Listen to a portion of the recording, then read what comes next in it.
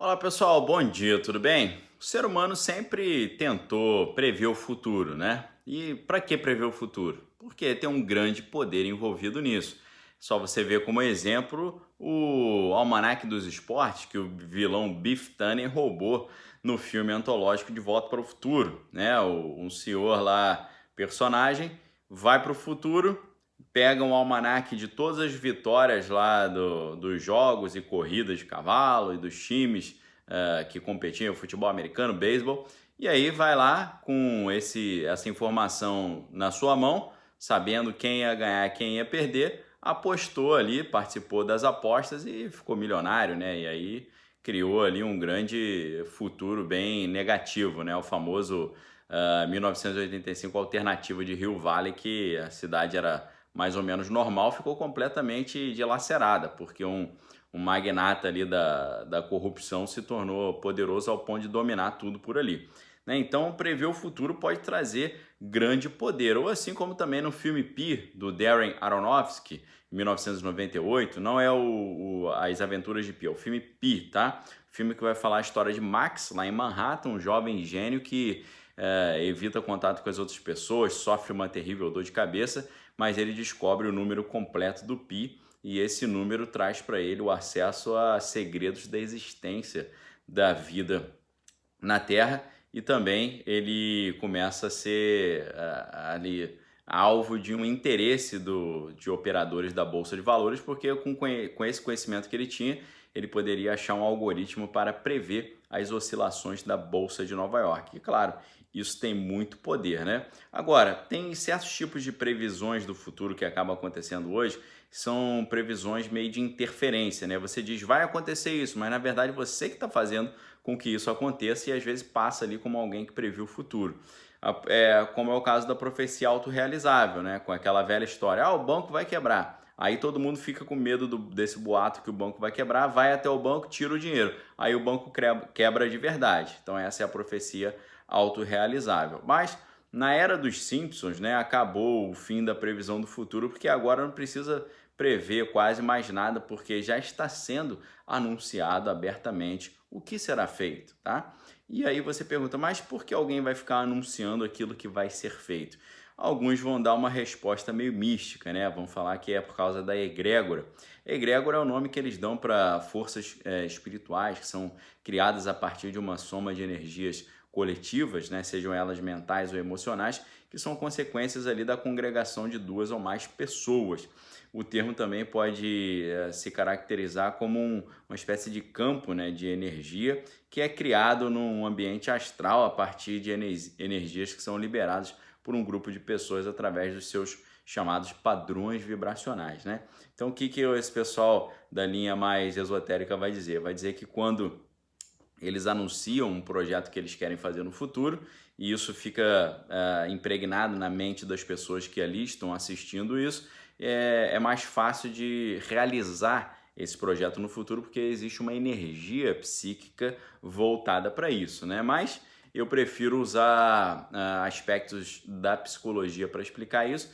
Isso é nada mais, nada menos do que um adestramento, né? Você preparar as pessoas para reagirem de uma determinada maneira diante de uma novidade que você quer trazer no futuro, né? Você quer que a pessoa reaja de uma determinada forma diante de um estímulo específico. A gente lembra, por exemplo, de anúncios na televisão ali de pasta de dente, e o anúncio da pasta de dente era sempre o cara andando de jet ski, né, num iate com meninas bonitas. Você fala, o que tem a ver uma pasta de dente com um cara andando de iate com uma menina bonita? Significa que toda vez que o cara for comprar essa pasta de dente, ele vai lembrar que se ele usar essa pasta, ele pode se tornar tão atraente como aquele rico ali que está naquele iate, né? Pode parecer ridículo, mas isso é uma parte dessa forma de engenharia social. Imaginando isso num ambiente amplo, é uma mistura de engenharia social com psicologia social, né? Como se houvesse um plano de estabelecer alguma regra nova, alguma proposta nova e, por exemplo, algo que seria muito rejeitado, você, através dessa preparação desse anúncio, você faz com que as pessoas aceitem algo que antes era completamente repudiado, né? Aí você pensa assim, mas será que realmente tem essa influência toda, né? Será que alguém está querendo conduzir ali a sequência dos fatos futuros e tal?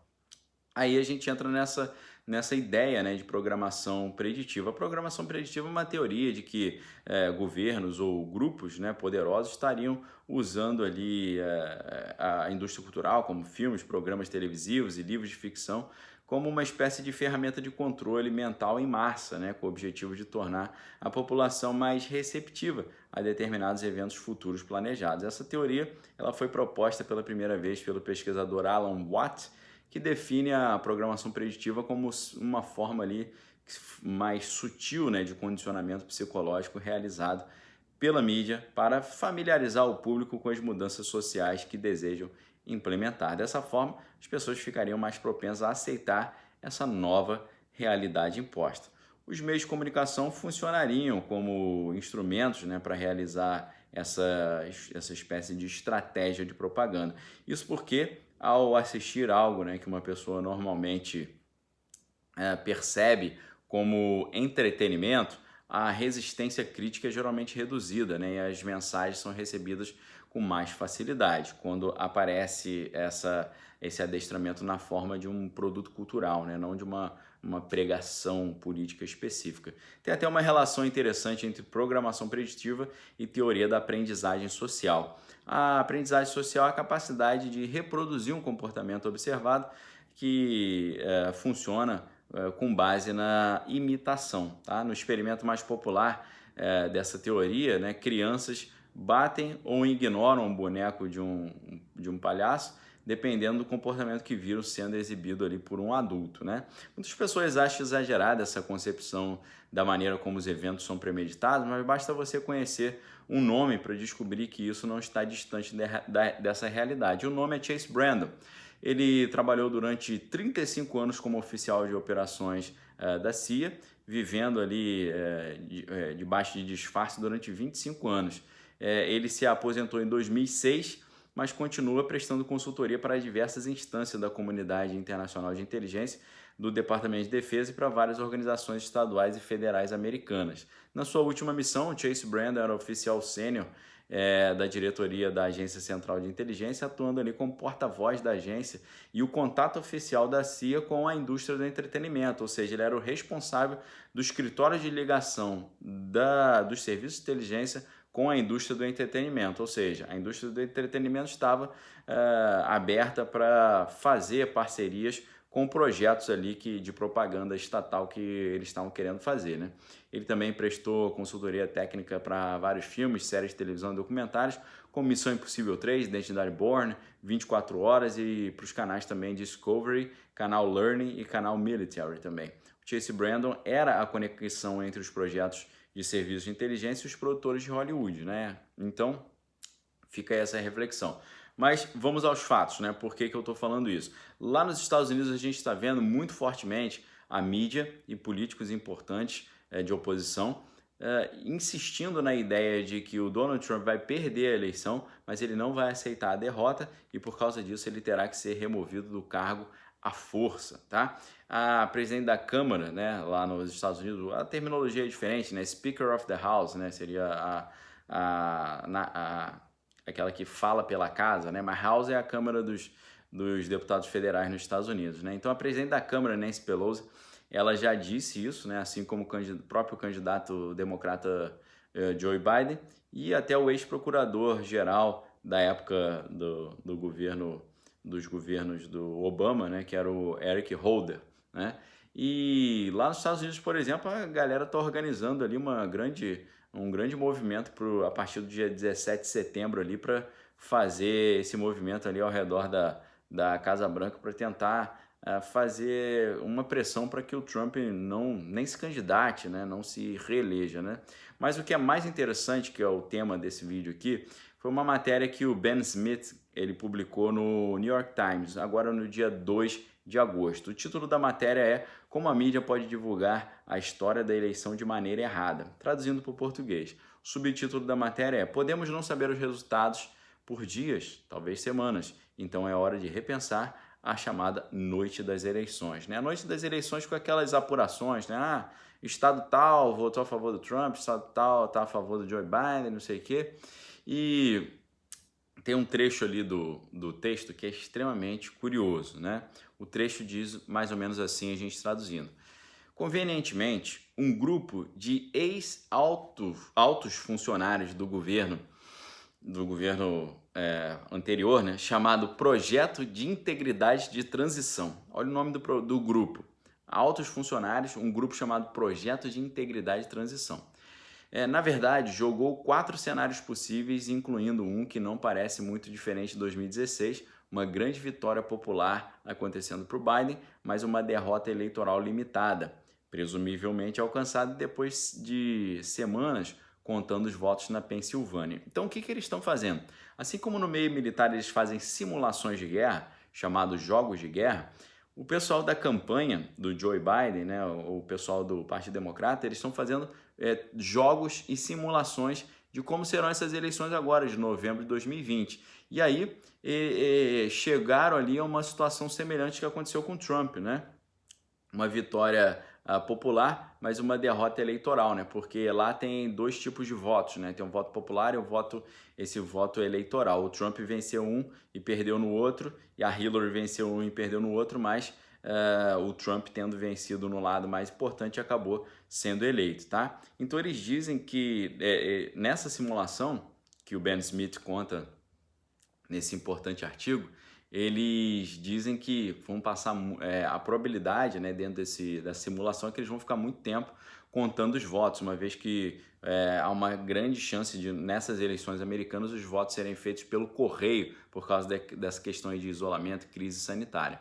Então, para esse jogo, esse war game, né, esse jogo de guerra, eles escalaram ali um representante, né, que foi um representante da campanha da Hillary Clinton, fazendo o papel do Joe Biden, né, que é o candidato aí que provavelmente vai concorrer contra o Trump, né? E eles, dentro dessa simulação, eles esperavam que ele, né, quando os votos chegassem, aceitasse a derrota, assim como a Hillary Clinton fez, né? Mas o representante que estava ali atuando, fazendo uma simulação do papel do candidato Joe Biden, ele deixou os organizadores assim bem atônitos quando ele disse que ele sentiu que o seu partido não aceitaria que ele cedesse ou que ele aceitasse esse resultado.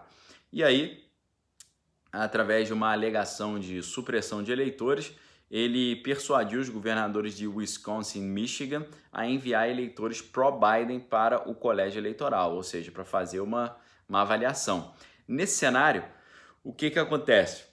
A Califórnia, o estado de Oregon e Washington também ameaçaram se separar dos Estados Unidos se o Trump assumisse o cargo conforme planejado. Então você vê que eles estão falando sobre estados americanos querendo se separar dos Estados Unidos, tá? Fazer uma cisão territorial ali com a Federação Americana. E aí, dentro dessa simulação, a Câmara dos Deputados Federais americana nomeou Biden como presidente, mas o Senado e a Casa Branca nomearam Trump. Então ali teve um racha também dentro do Poder Legislativo, né? Uma parte do Poder Legislativo, a Câmara, nomeou Biden, a outra parte do Senado nomeou Trump. E aí a conclusão mais estranha, né, é que nesse momento dessa simulação, desse cenário, a nação, né, a opinião pública, deixa de olhar para a mídia em busca de pistas e respostas e passa a esperar para ver o que os militares iriam fazer. Então vocês vejam, pessoal, essa é a realidade que está lá nos Estados Unidos. Eles estão simulando, fazendo simulações, e aí a gente pergunta, será que isso é simulação ou se isso já é uma espécie de plano, uma espécie de declaração, uma espécie de programação prévia, uma vez que a Nancy Pelosi já está falando isso, ela inclusive teve uma reunião com o pessoal do COG, que se chama Continuity of Government, ou seja, continuidade do governo, dizendo que ela era a segunda na linha de sucessão, que se o Trump não tivesse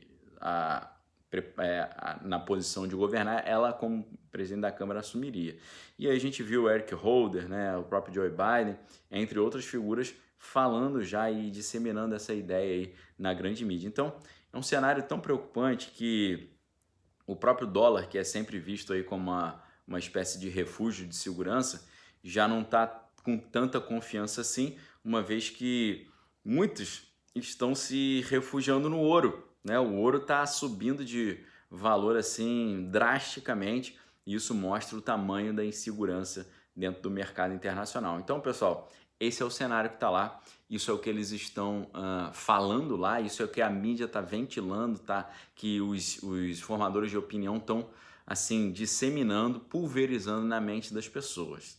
Será que isso já é uma declaração do que eles vão fazer? Será que isso é apenas uma simulação? Ou será que isso já é uma agenda que está ali para ser implementada? É difícil saber. Agora, resta a gente transferir essa mesma dinâmica aqui para o Brasil e pensar o que a grande mídia, a mídia tradicional, está disseminando, o que eles estão falando, assim, o que está sendo disseminado ali ou semeado na mente das pessoas, o que está todas as mídias falando igualzinho, falando com as mesmas palavras, com a mesma entonação, com o mesmo texto.